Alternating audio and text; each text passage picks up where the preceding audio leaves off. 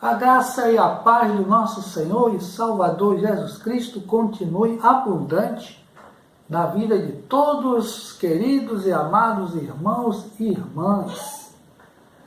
A palavra de Deus sempre, todo dia, para todo aquele que crê, é vida, é saúde, é consolo. E neste dia temos também uma mensagem que está contida no livro de 1 Samuel, capítulo 7, versículo 12, que diz assim: Então tomou Samuel uma pedra e a pôs entre Mispa e Sem, e chamou o seu nome Ebenezer, e disse: Até aqui nos ajudou o Senhor. Glórias a Deus. Que o Espírito Santo de Deus continue falando aos nossos corações. Bem, o povo de Deus tinha inimigos. E um desses inimigos eram os filisteus. E houve um tempo em que, numa dessas derrotas, a Arca da Aliança, que era um objeto muito assim estimado pelo povo de Deus, porque ali trazia, as tábuas, da lei, estava ali a vara que floresceu, de Moisés, e havia ali uma lembrança, uma memória muito preciosa para o povo do Senhor. Mas acontece que essa arca foi tomada numa das guerras, e o povo de Deus, por causa disso, ele vivia assim muito envergonhado por causa disso. Foi aí então que Samuel, usado por Deus, ele convocou todo o povo de Deus ao arrependimento. Então diz no capítulo 7, versículo 3, que Samuel falou a toda a casa de Israel, dizendo: Se com todo o vosso coração vos converterdes ao Senhor, tirai dentre vós os deuses estranhos e os astarotes, e preparai o vosso coração ao Senhor, e servi a Ele só, e vos livrará da mão dos filisteus. Então Samuel estava aqui alertando que para que o povo pudesse obter vitória, se fazia necessário que o arrependimento sincero, como está escrito em Atos 3,19, se faz necessário que se arrepender, se converter, para que experimentemos o que? O refrigério, experimentemos as bênçãos do Senhor.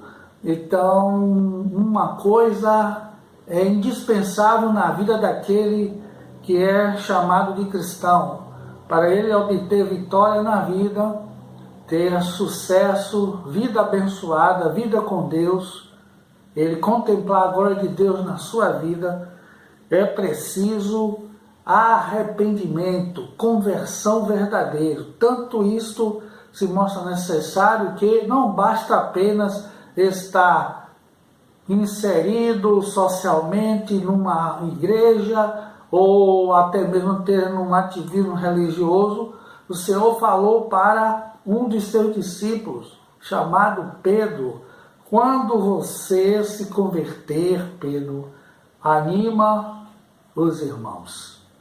Então isso se faz necessário para mim, para você, para todos nós. Se nós não nos arrependermos de todo o coração, como a Bíblia diz: buscar-me-eis e me achareis, quando me buscar de todo o coração.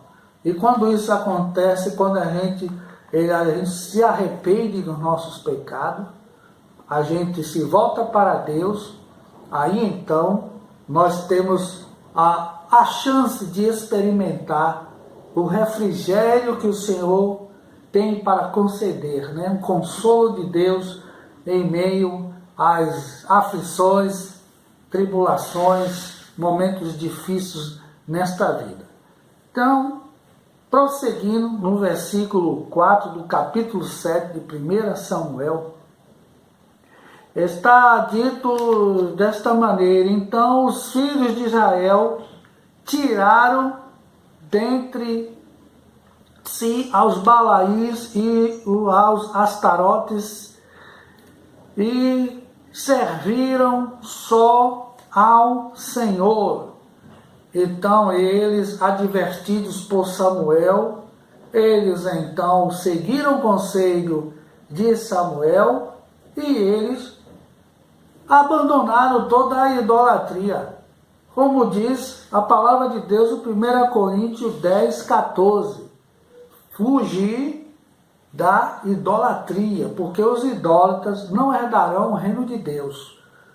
Então nós temos que varrer da nossa vida, não somente imagens, figuras, pinturas e tudo que leva o homem e a mulher a fazer com que ele se dobre, se prostre considerando aquele objeto, aquela imagem, aquilo como se fosse um objeto de adoração, de devoção.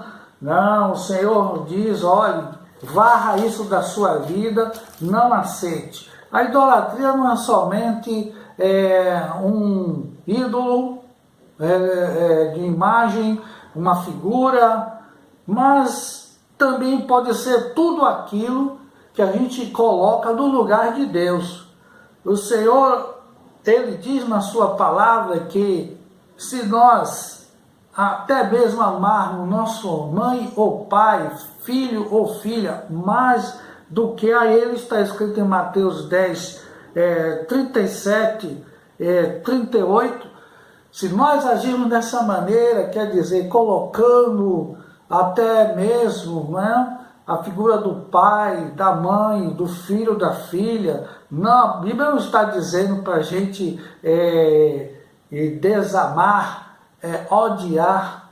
Não, a Bíblia diz no seu mandamento: amarás o Senhor teu Deus de todo o teu coração, toda a tua alma, todas as tuas forças, e ao próximo como a ti mesmo. Agora, fazer de pessoas, como muitos dizem assim: eu não posso viver sem você, você é tudo para mim. Não, quem é tudo para nós é o Senhor Jesus. Nós não podemos viver sem Jesus, porque a Ele toda a honra, toda a glória, só a Ele pertence.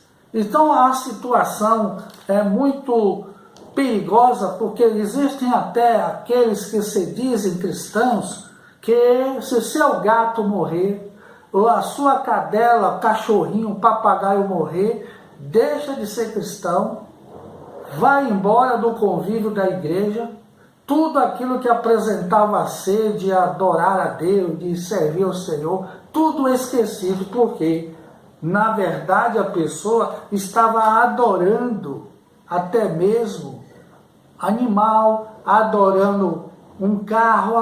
Meu carro foi roubado, eu fui demitido, então adorava o emprego. Tem gente que adora o emprego, adora a casa, adora a noiva, o noivo, o namorado, vice-versa. E se aquela pessoa, aquele objeto, aquela coisa faltar, então a pessoa esquece de tudo que leu na Bíblia, na escola bíblica dominical, as mensagens, tudo que o livro sagrado nos mostra do Evangelho do Reino é totalmente esquecido. Então nós não podemos deixar que esta idolatria domine nossos corações, porque o Senhor diz para nós não fazermos nenhum tipo de deixar que o assédio, ficar cortejando, deixando se levar. Não, a gente tem que rechaçar isso, extirpar da nossa vida tudo que se refere à idolatria, porque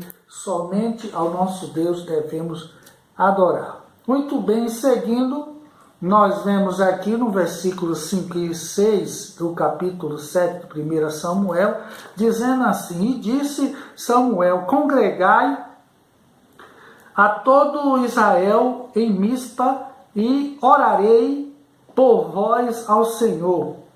E congregaram-se em Mispa, e tiraram água, e derramaram perante o Senhor, e jejuaram aquele dia, e disseram então assim: Pecamos contra o Senhor. E julgava Samuel os filhos de Israel em Mispa. Então se faz necessário o quê? Nós tomarmos diligência, tomar iniciativa, porque o impossível cabe a Deus. Mas o que podemos fazer, isso tem que partir de nós. Então o que eles fizeram aqui? Eles abandonaram os ídolos, eles congregaram, ou seja, estavam juntos, porque não se pode admitir que, se nós somos parte de um exército, né, nós somos o povo de Deus, que neste exército cada um fique isolado. A Bíblia até diz que aquele que busca se isolar se está se revoltando, se ensoberbecendo contra a verdadeira sabedoria. Não se admite que aquele que faz parte da família do Senhor fique no canto isolado. Não, todos devem estar na sua posição, prontos para batalhar juntos, unidos no Senhor Jesus Cristo. Onde estiverem 2, 3 reunidos em meu nome, eu estarei presente. Então nós temos que estar em comunhão, reunidos e unidos para vencer. Então não podemos estar isolados, porque isso significa egoísmo, querer fazer a sua própria vontade. Então eles se congregaram, se fortaleceram, se uniram ali numa causa comum para lutar contra um inimigo comum. Então o que eles fizeram aqui? Eles jejuaram, o que a Bíblia nos ensina, né, que em Mateus 17, 21, 23, o Senhor diz: esta casta de demônios só se expulsa com o quê? Com jejum e oração. Então, se eu não quero orar, eu não quero jejuar, o que então é o que eu vou vencer? O quê? Existem aquelas pessoas que só querem oração. Vocês oram por mim, tudo bem, vamos orar, vamos interceder, mas de que vale tudo isso?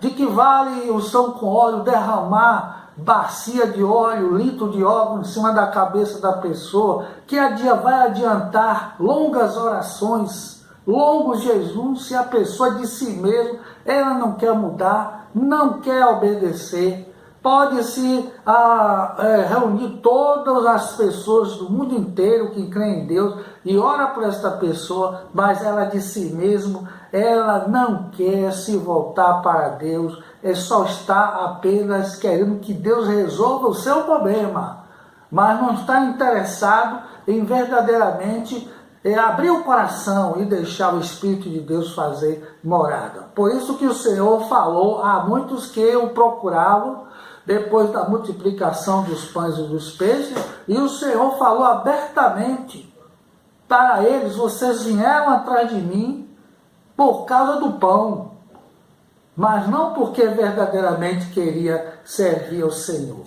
Então estes aqui, eles ouviram o conselho de Samuel, abandonaram os ídolos e disseram: nós vamos servir somente ao Senhor. Eles congregaram, eles se reuniram, eles jejuaram, eles confessaram. A Bíblia diz: aquele que confessa e deixa alcança a misericórdia. Eles disseram: nós pecamos contra o Senhor. E ali estava Samuel como o sacerdote, o homem de Deus, para ali estar orientando a todos aqueles que queriam estar vencendo para a glória do Senhor. E assim, continuando, meditando nesta palavra, nós vemos aqui que no versículo 8, Pelo que disseram os filhos de Israel a Samuel: não cesse de clamar ao Senhor nosso Deus por nós, para que nos livre da mão dos filisteus. Então o que é que a Bíblia nos ensina? Tiago 5,16: a oração do justo pode muitos seus efeitos. Então eu oro por você, você ora por mim, nós oramos uns pelos outros e vamos assim vencendo. Não deixe de orar, diz a Bíblia. A oração do crente é algo que não pode deixar de existir. Agradecer, louvar a Deus. Aí sim o maligno não vai tocar aquele que está constantemente vivendo, guardando o contato com o Senhor, o nosso único e suficiente Salvador. Muito bem, então no versículo 9 diz: então Samuel, ele tomou um cordeiro de mama e sacrificou inteiro em holocausto ao Senhor, e clamou Samuel ao Senhor por Israel, e o Senhor lhe deu ouvidos.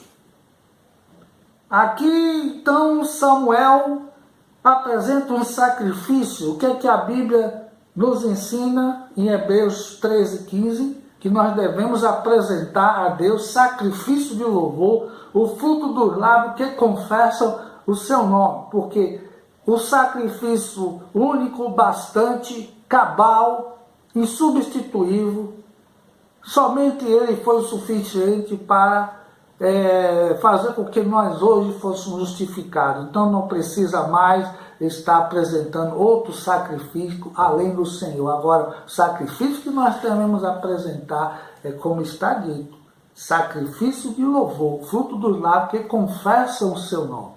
Nós estávamos realmente fazendo tudo para a glória de Deus. A vida, a família, o lar, os filhos, o emprego, tudo para a glória do Senhor. Este é um sacrifício permanente. E assim, o que aconteceu depois que eles tomaram esta atitude?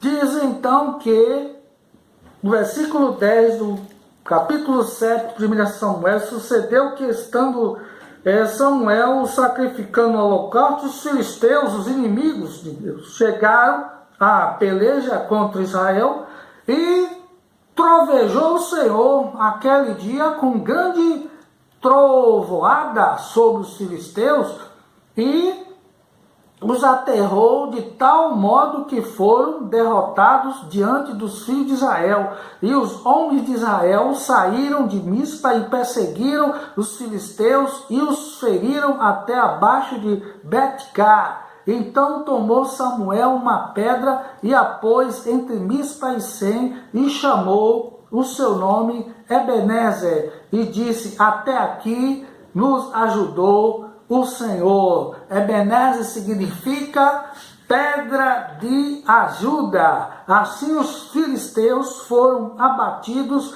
e nunca mais vieram aos termos de Israel, porquanto foi a mão do Senhor contra os filisteus todos os dias de Samuel. E as cidades que os filisteus tinham tomado a Israel foram restituídas a Israel, desde Ecrom até Gate e até os seus termos. Israel arrebatou da mão dos filisteus, e houve paz entre Israel e entre os amorreus. E Samuel jogou Israel todos os dias da sua vida, e ia de ano em ano, e rodeava a Betel, e a Gilgal, e a Mispa, e julgava Israel em todos aqueles lugares. Porém, voltava a Ramá, porque estava ali a sua casa, e ali julgava Israel, e edificou ali um altar ao Senhor. Então Samuel orou, e o Senhor lhe deu ouvidos, porque Samuel significa ouvido por Deus. Então assim, a palavra de Deus nos diz que o Senhor pelejará por vós, Êxodo 14:14. E assim aconteceu. E que nós podemos então aqui gravar e viver de tudo que nós aqui meditamos nessa passagem bíblica, é necessário conversão, arrependimento, confessar a Deus, se voltar para Deus, abandonar tudo que diz respeito à idolatria. Não queira mais nada do Egito, nada que se refere a ídolos. Só o Senhor é Deus. Congregar, não como muitos foi feito em Hebreus 10, 25, 27, o autor já anuncia: não deixe de congregar, como é costume de alguns, mas antes, quanto mais se aproxima o dia, devemos estar demonstrando uns aos outros. Orar, jejuar. A oração, o jejum, ele não salva, mas faz parte da vida do cristão. Todo salvo quer orar, quer jejuar, quer buscar a Deus, quer apresentar sacrifício de louvor, aleluia, e assim fazendo, o Senhor se torna sempre Ebenezer nas nossas vidas, pedra de ajuda. Quem pode livrar como o Senhor? Ele é poderoso para nos salvar. Quando os nossos inimigos se levantaram contra nós, o que é que fez o Senhor? Ele estendeu a sua mão para nós e nos deu a vitória. Aleluia! Que Deus te abençoe. Tome esta palavra, viva ela, seja feliz e sempre vitorioso e vencedor, em nome de Jesus. A graça do Senhor Jesus, o amor de Deus o Pai e as consolações do Espírito estejam sempre reinando na tua vida, em tudo que você é e faz, em nome de Jesus. Amém, amém, amém.